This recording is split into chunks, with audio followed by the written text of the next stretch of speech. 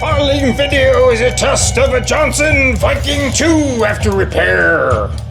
For this test of the Viking II, I'm on 40 meter band crystal controlled. There is my grid.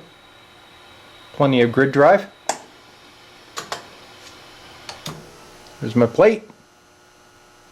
Putting out about 110 watts. There's a mod current. You can see the meter swinging. Alright, let's listen to the audio.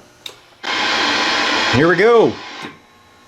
Test 1, 2, and 6 TLU testing the Johnson Viking II. Just look at that modulation swing. Another Johnson Viking II ready to battle the airwaves.